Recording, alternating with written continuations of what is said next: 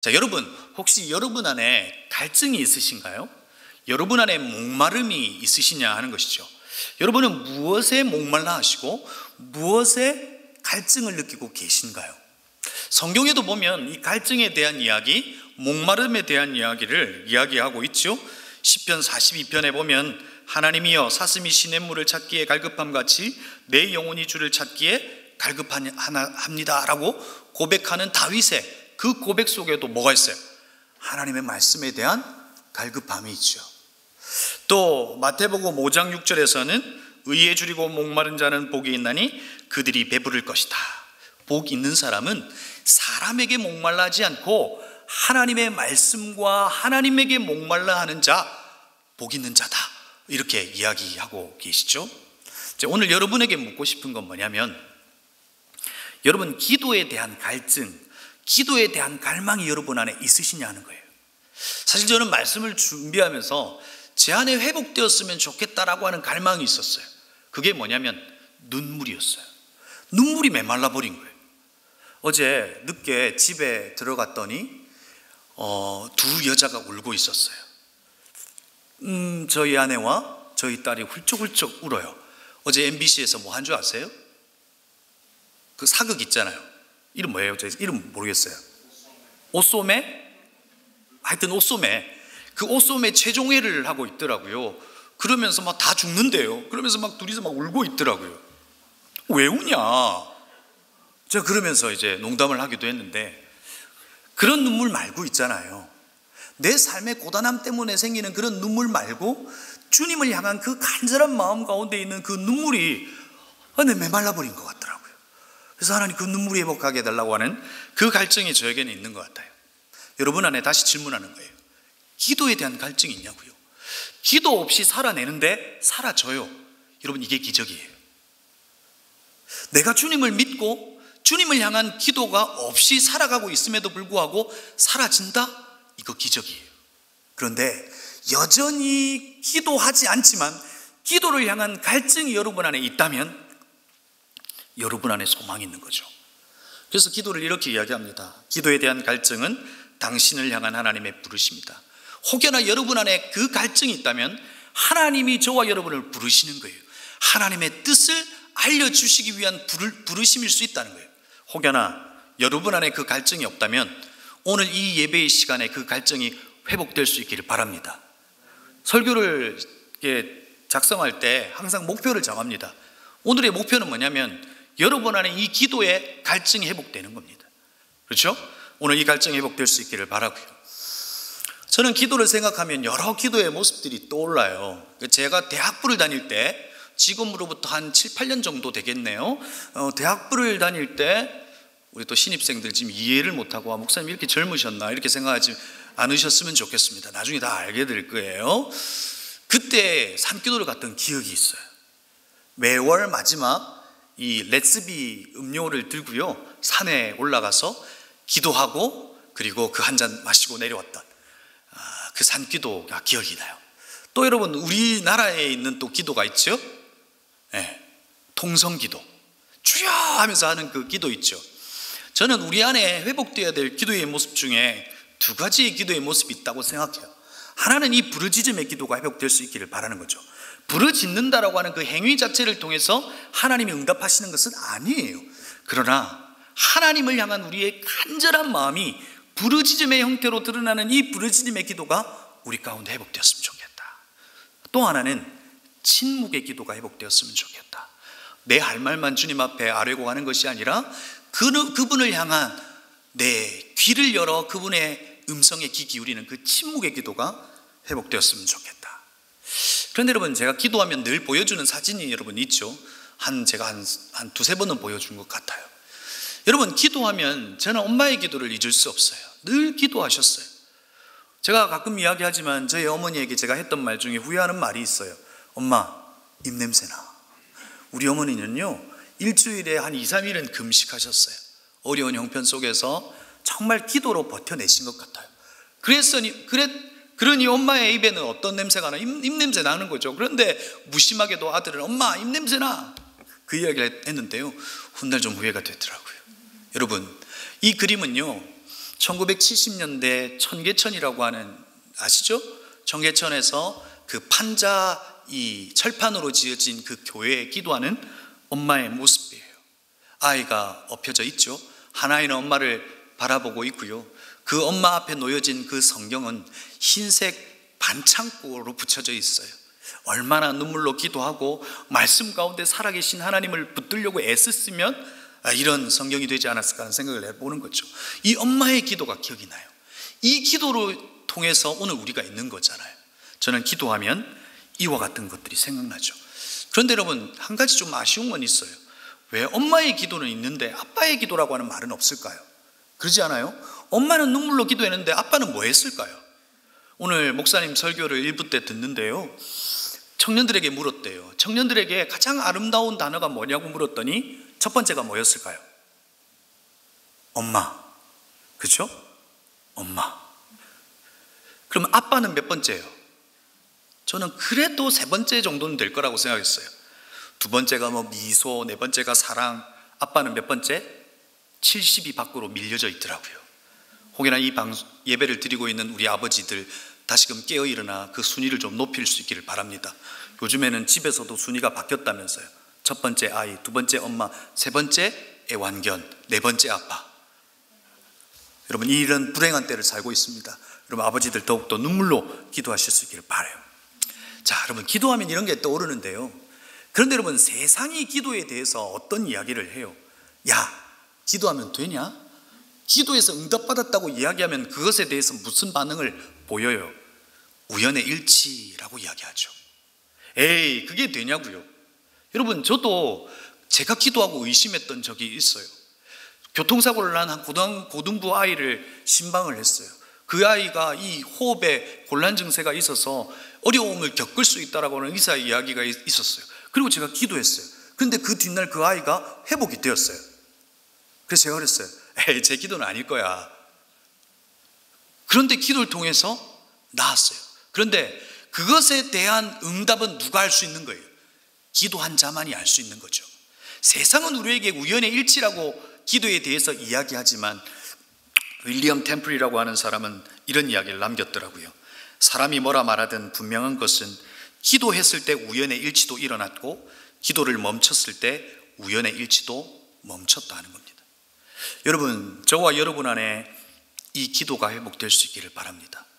기도는 가장 약한 자가 이제 불가항력적 상황에서 아무것도 할 수 없어서 선택하는 것이 기도가 아니라 하나님의 자녀에게 열어두신 특권이라는 거예요. 여러분, 제가 우리 아이가 이제 한 6, 7살 정도 될 때 아이는 늘 누구에게 이야기해요? 엄마한테만 이야기해요. 엄마한테 아빠에 대한 이야기를 할 때 어떤 거 물어보는 거예요? 저한테 아빠를 찾을 때 뭐 때문에 찾아요? 아빠, 엄마 어디 있어? 이거예요. 그래서 제가 좀 그렇더라고요. 그래서 무전기를 샀어요.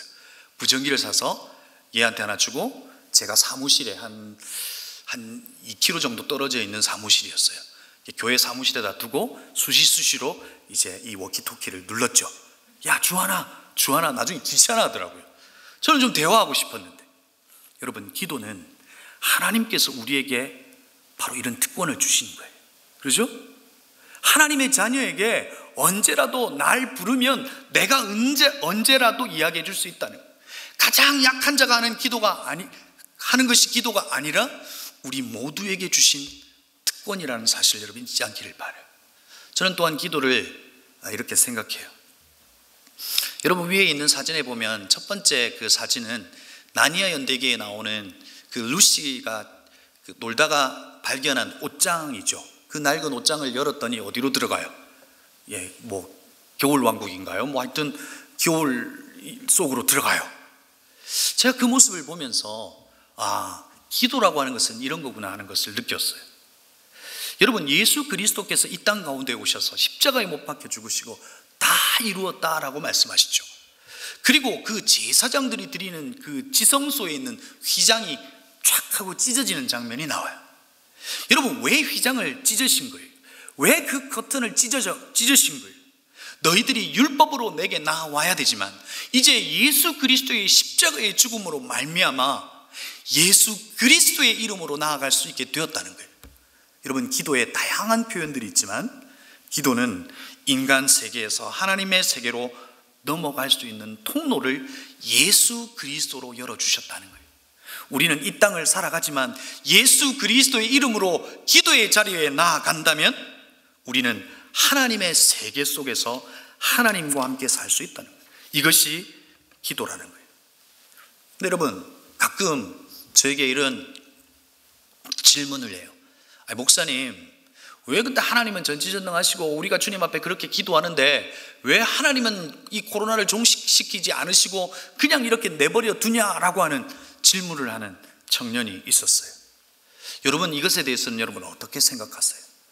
우리가 하나님 앞에 기도해요. 하나님 앞에 열심히 기도해요.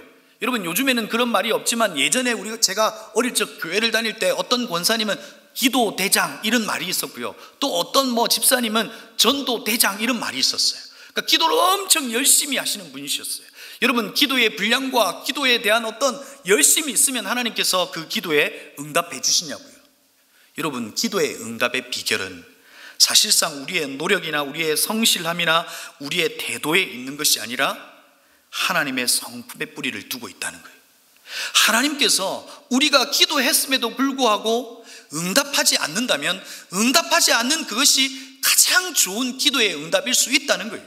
하나님 앞에 기도했는데 이 코로나가 종식되지 않는 것은 하나님께서 우리에게 하실 이야기가 있다는 거예요. 하나님께서 우리 모두에게 마스크를 다 씌우셨어요. 그렇죠? 여러분, 모두가 마스크를 다 끼고 있죠. 얼마나 답답해요. 하나님이 이 코로나를 통해서 왜 우리의 입을 막으셨을까요? 마태복음 6장 6절에 보면 이런 말씀이 있죠. 내 골방으로 들어가 입을 닫고 은밀한 중에 계시는 내 아버지께 기도하라. 여러분, 제가 마태복음 6장 6절을 읽었는데 혹시 어색하다고 느낀 거 있으신가요? 이거 아닌 것 같은데 발견하신 거? 발견하지 못하셨나요? 내 골방으로 들어가 입을 닫고 은밀한 중에 계신 내 아버지께 기도하라. 뭐가 틀렸을까요? 제가 한 단어를 바꿨죠. 원래는 문을 닫고 은밀한 중에 계신 내 아버지께 기도하라예요. 근데 제가 이 말씀을 보니까 어떤 마음이 들었어요. 여러분, 당시 시대적 배경 속에서 유대인들의 기도는 보이기 위한 기도였어요. 기도할 때 서서 기도했고 손을 들고 기도했고 입을 중얼중얼 그리면서 누군가 내가 기도하고 있다는 걸 표했어요. 그러면서 그들에게 말하는 건 뭐냐면, 야, 너 문 닫고 가서 입 다물고 은밀한 중에도 들으시는 하나님이 우리 아버지신데 골방으로 들어가 기도해, 이 말이에요. 그런데 여러분, 저는 지금의 이 시대 속에서 아마 주님께서 주님 기도 좀 가르쳐 주세요 라고 말한다면 이 말씀을 하시지 않을까요? 내가 골방으로 들어가 입을 닫고, 너 엄청 말 많이 했잖아. 근데 네 입 닫으라고 내가 마스크 끼운 거야. 입 닫고 아버지께 기도해봐. 하나님께서 이 시기 속에서 우리에게 알려주는 메시지가 아닐까 하는 생각을 해보는 거죠. 여러분, 이제 마태복음을 통해서 이 주기도문을 통해서 우리가 하나님 앞에 올려드려야 될 그 기도에 대한 것들을 한번 살펴봤으면 좋겠어요. 여러분, 마태복음 전체에 있어서의 주제는 예수님은 뭐다? 왕이시다. 예수님은 왕이시다라고 하는 큰 주제 속에 있는 거예요. 오늘 우리의 이 주기도문은 마태복음 6장에 있지만 마태복음 5장의 내용은 어떤 내용이에요? 산상수훈의 내용이죠. 산상수훈에서 팔복이라고 하는 그 말씀의 첫 말씀이 뭐였어요? 같이 한번 파란색으로 된 부분 읽어볼까요? 시작. 심령이 가난한 자는 복이 있나니 라고 하는 말씀을 하셨죠. 여러분, 이 말의 의미를 그림 언어로 설명하면 어떤 거예요? 마치 벼랑 끝에 서서 그 어떤 것도 붙잡을 수 없는 상태예요. 여러분, 벼랑 끝에 서서 여러분 뭘 붙잡겠어요? 누굴 부르겠어요? 근데 벼랑 끝에 서서 그 어떤 것도 붙잡을 수 없어서 주님을 붙드는 자, 그 사람은 복이 있다는 거예요. 그 사람에게 천국이 있다는 거죠. 그게 누구예요? 바로 저와 여러분이죠. 그래서 주님밖에 없다라고 하는 그 고백 속에서 하나님과 나 사이에 어떤 일을 하셨다고 이야기했어요? 줄잇기를 하셨다고요. 그렇죠? 하나님과 나를 줄잇기를 하셔서 우리가 일생이라고 하는 것으로 끝이 나버리는 우리의 인생을 영원한 시간 속에 우리를 두시고, 그렇죠? 우리의 이야기가 아닌, 나의 이야기가 아닌 하나님의 이야기를 함께 써내려가며 하나님의 자녀 되게 하셨다고요. 그러면서 6장을 통해서 주기도문을 이야기하세요. 첫 번째 주기도문의 시작은 뭐냐면 하늘에 계신 뭐라고요? 우리 아버지. 너희들이 뭐라는 거예요? 하나님의 자녀라는 거예요.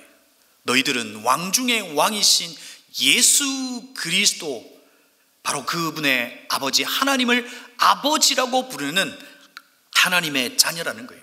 너희들에게 있는 바로 그 특권이 바로 이 주기도문이다 라고 하는 것을 이야기하고 있는 거죠. 자, 그런데 여러분, 이 주기도문에는요 이렇게 좀 구분해서 설명해 볼 수 있어요. 여러분, 첫 번째 이 주기도문 첫 번째는 하늘에 계신 우리 아버지 하나님의 이름을 이야기하죠. 두 번째는요 하나님의 나라, 세 번째는 하나님의 뜻을 이야기하며 그 기도의 방향이 하나님으로 향해 있는 거죠. 그 다음에 우리의 양식, 우리의 죄를 용서해달라, 시험에 들게 하지 말라라고 하는 그 기도를 통해서 나를 향한 기도, 우리를 향한 기도로 구분해 볼 수 있는 거죠.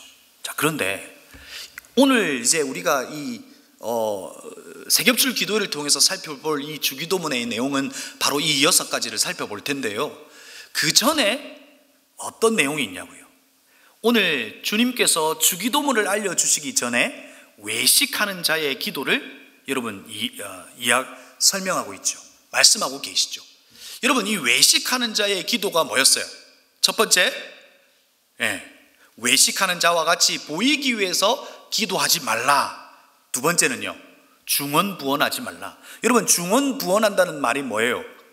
막 소리 내면서 막 중얼거리면서 막 그렇게 하지 말라는 거예요. 너희들의 기도의 중심이 사람에게 있다는 거예요. 그렇지만 너희의 기도의 중심을 하나님에게로 옮기라라고 하는 것을 이야기하시기 위하여 이 외식하는 자들의 기도를 이야기하고 있는 거죠. 여러분, 그런데 그들이 기도하는 기도의 이 방법, 이 기도가 잘못됐다는 것을 모를까요? 여러분, 제가 한 목사님의 설교를 듣다가 이 부분에 대한 이해가 왔어요. 여러분, 이제 운전면허가 있으신 분들도 계시고 또 운전을 하시는 분들도 계실 거예요. 여러분, 처음에 운전을 배우면 어때요? 모르는 것을 알게 되는 것들이 있죠. 와, 내가 이것도 몰랐나? 그러면서 운전하는 이 세상의 모든 사람이 어때요? 존경스럽지 않아요? 그리고 나서 면허증을 따고 이제 운전을 해요. 그럼 어때요? 내가 알고 있는 것을, 이제 배운 걸 알고 있는 것을 실행하게 되죠. 근데 오히려 알고 있는 것이 어때요? 날 힘들게 하죠. 운전을 어떻게 해야 되는 것을 알고 있지만 처음 운전을 하면 이것이 힘들어져요. 근데 세 번째는요, 시가 지나서 여러분 운전하는 방법에 대한 내용들을 막 첫 번째 시동을 켜고 두 번째 뭐 어떻게 하고 이렇게 하지 않잖아요. 오히려 그것이 자연스러워지는 거죠. 안다는 것을 뭐 하는 상태로 되는 거예요? 안다는 것을 모르는 상태가 되어버리는 거예요.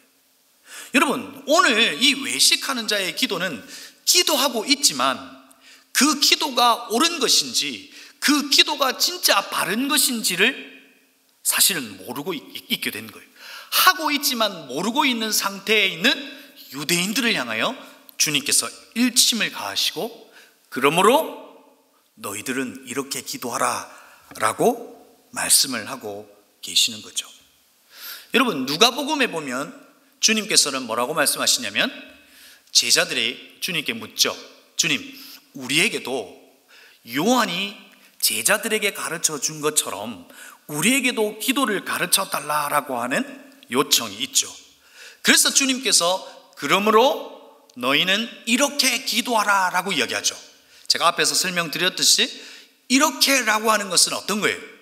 이렇게는 기도하지 말라는 거예요. 첫 번째 의미가 외식하는 자와 같이, 중언부언하는 자와 같이 이렇게는 기도하지 말고, 이 이후에 이야기해 주는 이렇게 기도하는 이 기도로 기도하라고 말하고 있는 거죠. 그 기도가 뭐예요? 첫 번째 고백이, 우리 같이 한번 해볼까요? 고백해 볼까요? 시작. 하늘에 계신 우리 아버지. 너희들의 기도가 누군가가 보이기 위한 기도가 아니라 기도를 받으시는 하나님에게 첫 번째 입을 열어 할 고백이 하늘에 계신 우리 아버지라고 기도하라는 거예요. 여러분, 이 말을 들으면 여러분은 별 감동이 없잖아요. 그러지 않아요? 제가 처음에 신대원을 갔을 때요, 새벽에 기도를 하는데 한 분이 너무 크게 소리를 지르면서 기도하는 거예요. 목소리도 별로 좋지도 않은데 막 아버지 막 이렇게 허스키한 목소리로 있잖아요. 아버지 막 이렇게 기도하는 거예요. 그랬더니 막 또 뒤에서는 또 누군가가 막 작은 소리로 기도해요. 아버지를 아버지라 부르지 못하고 어머니는 어머니, 뭐 이런 기도도 하고 있는 거예요. 하여튼 혼란스럽더라고요. 그러니까 이제 막 같이 있던 분들이 막 일어서서 막 이제 너무 시끄럽다고 제 자리를 떠난 거죠. 근데 그분이 한 달쯤 지났을 때 동기의 모임 때 이제 자기 간증을 한 거예요. 어릴 적 엄마랑 아빠랑 함께 살았대요. 잘 살았대요.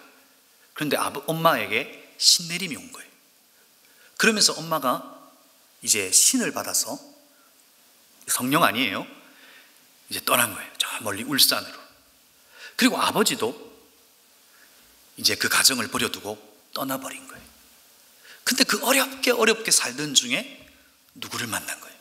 하나님을 만난 거예요. 하나님을 만났는데 그 하나님에 대한 고백으로 아버지라고 하라는 거예요. 아버지의 부재 속에서 그토록 부르고 싶었던 그 아버지를 자기가 그렇게 새벽마다 부른다는 거예요. 그리고 그 뒤로는 그분이 아버지라고 부르는 그 기도가 우리에게는 얼마나 큰 감동이요 울림이 됐는지 몰라요.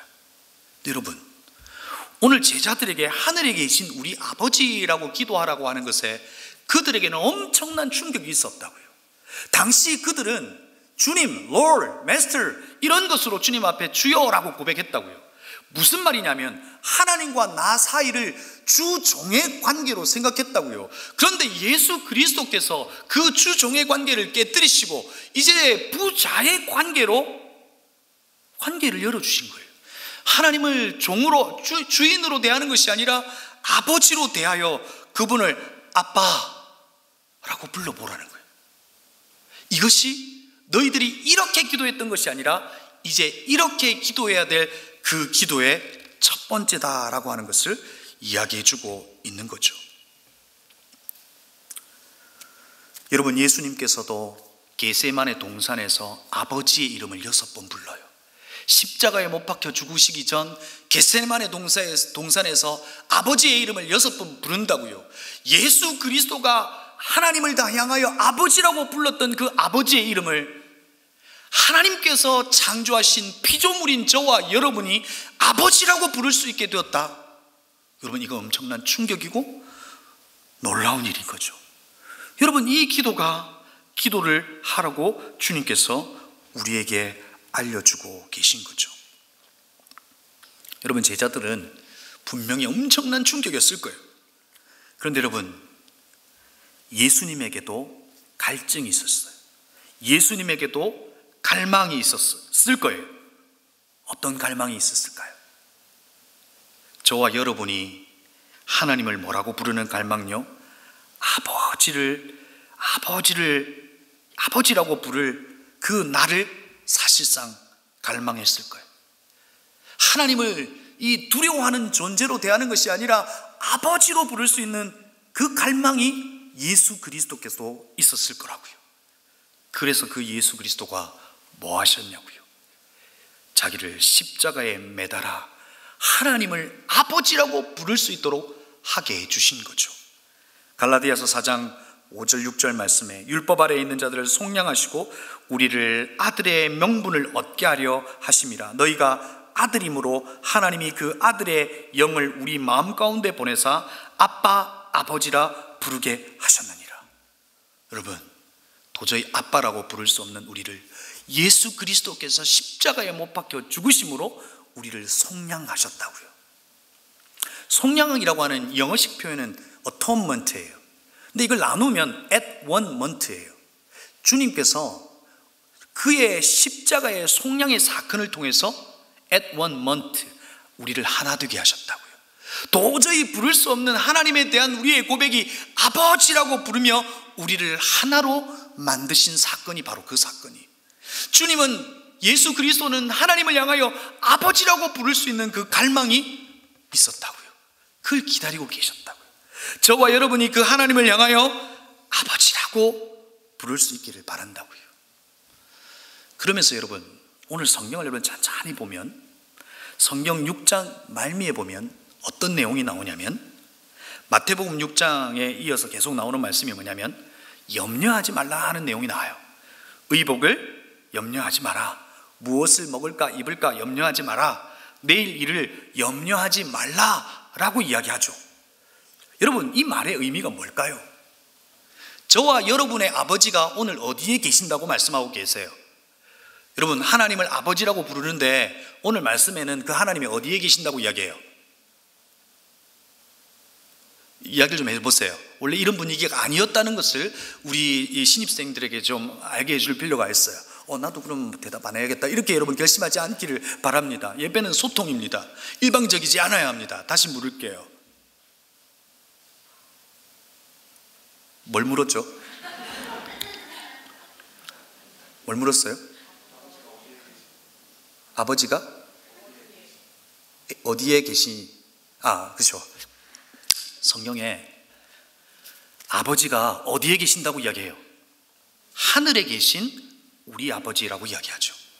여러분, 이것에 대한 표현은 어떤 의미에서 쓰고 있는 거예요? 우리의 하나님 아버지는 하늘에 계셔서 땅에 살고 있는 우리와 상관없다는 뜻일까요? 아니에요. 하늘에 계신 하나님 아버지가 하늘에도 계실 수 있고 이 땅에도 계실 수 있는 분이라는 거예요. 그분은 무소부재하셔서 어떤 공간에도 거하실 수 있는 분인데, 너희들이 아빠라고 부르면 하늘에도 계실 수 있는 분이 이 땅에 있는 너희에게 찾아와 내가 너의 아빠다 라고 말할 거라는 거예요. 그러면서 여러분, 6장에서 왜 염려하지 말라라고 하는 이야기를 할까요? 여러분에게 무슨 도전을 하고 있는 걸까요? 여러분, 2021년을 보내면서 여러분 얼마나 어떤 삶을 살았어요? 저는요, 염려 엄청 하며 살았어요. 정말 후회스러워요. 그런데 왜 기도를 가르쳐 주시고 염려에 대한 이야기가 나올까요? 난 너의 아빠라는 거예요. 넌 나의 아들, 딸들이라는 거예요. 내가 아빠인데 무슨 염려할 거 있냐는 거예요. 내일 일을 염려하지 마라. 내일 일은 내일이 할 것이요, 내일의 주인이신 우리의 아빠가 내일의 주권자고 주인이시니까 내가 염려하지, 너희들은 그 염려하지 말라는 거예요. 염려하는 순간 하나님의 주권을 침범한다는 거예요. 그러면서 뭐라고 도전하는 거예요? 사실상 하나님의 자녀로 뻔뻔하게 살아가라는 거예요. 우리 아들, 딸들은 진짜 뻔뻔해요. 아빠한테 말하면 다 들어주는 줄 알아요. 심지어 지가 메고 있던 가방도 제 사무실에 그냥 말도 안 하고 던져주고 가요. 그럼 제가 그 수고로움을 다 해야 돼요. 뻔뻔하라는 거예요. 너희들은 뭐라고요? 하나님의 자녀, 하나님의 아들, 딸들이라는 거예요. 그리고 우리의 아버지는 하늘에 계신 이 땅에도 계실 수 있는 분이시기에 뻔뻔하게 하나님 아버지를 부르며 신앙생활을 하라는 거예요. 사랑하는 청년 여러분, 사랑하는 성도 여러분, 오늘 우리 안에 하나님을 향한 이 아빠의 고백이 회복될 수 있기를 바랍니다. 아버지라고 하는 이 고백이 회복될 수 있기를 바라요. 제 말씀을 좀 마무리하려고 해요. PPT 한번 보여주실까요? 사도행전 3장을 읽는데 이 모습 속에서 제 모습을 발견했어요. 여러분, 사도행전 말씀에 보면 예수의 제자들이 어디로 올라가냐면 요한과 베드로가 성전에 올라가는데 거기에 누가 있어요? 구걸하는 사람이 있어요. 그런데 예전에 그 구걸을 하던 사람은 보이지 않았지만 이제 믿음이 좀 생겼나 봐요. 그랬더니 베드로와 요한이 더불어 주목하여, 그의 눈이 주목하여 그를 바라보죠. 그러면서 그에게 뭐라고 말하냐면, 베드로가 이르되 은과 금은 내게 없거니와 내게 있는 이것을 내게 주노니 나사렛 예수의 이름으로 일어나 걸어라. 그랬더니 그리고 나서 오른손을 잡고 일으키니 발과 발목에 힘을 얻고 일어나고 뛰고 걷고 하나님을 찬송하는 것을 보게 되죠. 그런데 여러분, 제가 이 모습 속에서 누구를 발견했냐면 나를 발견한 거예요. 마치 성전 미문 앞에서 구걸하고 있는 내가 보이는 거예요. 주님 앞에 뭐 달라고요? 금 달라고요? 은 달라고요? 성공 달라고요? 좋은 대학 달라고요? 잘 되게 해달라고요? 구걸하고 있는 날 보는 거죠. 그런데 여러분, 구걸하고 있는 이 거린이 그가 얻은 건 뭐예요? 은과 금이에요? 아니에요. 생명을 얻은 거예요. 그런데 여러분, 제가 이 장면에서 우리 하나님 아버지도 이룰 수 있겠다는 생각이 들어요. 여러분, 당시 시대적 배경 속에서 외식하는 기도, 중언부언하는 기도 하지 말라 그랬어요. 당시 시대 속에서는 그 기도의 모습에 방점을 두고 있지만, 지금의 이 시대 속에서는 어디에 방점을 두고 있을까요? 기도하라는 거예요. 중언부언해도 좋으니 기도하라는 거예요. 외식하는 기도일지라도 기도하라는 거예요. 은과 금을 달라고 하는 그 기도일지라도 하나님 아버지를 아버지라고 부르고 나아가라는 거예요. 나는 주님 앞에 은과 금을 구하여 은금 달라고, 성공 달라고 기도했는데 그분은 우리에게 뭘 주시는 거예요? 예수의 생명을 주는 거예요. 내가 원하는 것을 주시는 것이 아니라 우리에게 가장 좋은 것을 주시는 분이 우리의 아빠 하나님이시라는 거예요. 여러분, 그 아빠에게 나아가 보지 않겠습니까? 말씀을 마무리하며 한 친구의 이야기로 마무리하려고 해요. 제가 이전에도 한번 이야기했던 내용이죠. 대구에 지하철 참사가 있었을 때 그때 있었던 이야기예요.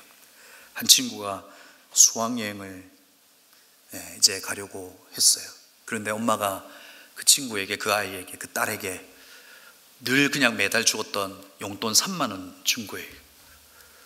그래서 엄마에게 이야기해요. 엄마, 나 옷도 사야 되고 신발도 사야 되고 다 사서 이제 수학여행 가는데 왜 이것밖에 안 주냐고. 그리고 문을 쾅 하고 닫고 나와버렸어요. 그리고 나서 시간이 지났는데 엄마의 전화가 울리는 거죠. 자기는 화가 너무 난 나머지 배터리를 빼버리고 엄마의 전화를 받지 않았어요. 시간이 한참이 지나 다시금 집으로 돌아왔는데 엄마가 없는 거죠. 엄마가 좀 늦으시나 보다 하고 TV를 켰는데 대구의 지하철에 불이 났다는 소식을 듣게 되는 거죠. 마음이 혹시 우리 엄마 그곳에 있지 않을까 하는 생각이 들었던 거죠. 그리고 나서 다시금 핸드폰을 켰더니 엄마의 문자가 와 있는 거죠. 여러 통의 전화도 있었고 또 2통의 문자가 있는 거죠. 엄마가 보낸 첫 번째 문자 열었더니 이렇게 기록되어 있었어요. 용돈 넉넉히 못 줘서 미안해. 쇼핑센터 들렀다가 집으로 가는 중이야. 신발하고 가방 샀어. 그리고 다시 2번째 문자를 열었더니 이렇게 문자를 보냈던 거죠. 미안하다. 가방이랑 신발, 옷 못 전하겠어. 돈가스 해주려고 했는데 미안. 내 딸아 사랑한다. 여러분, 하나님 아버지는 우리에 대한 관심이 가장 많으신 분이세요.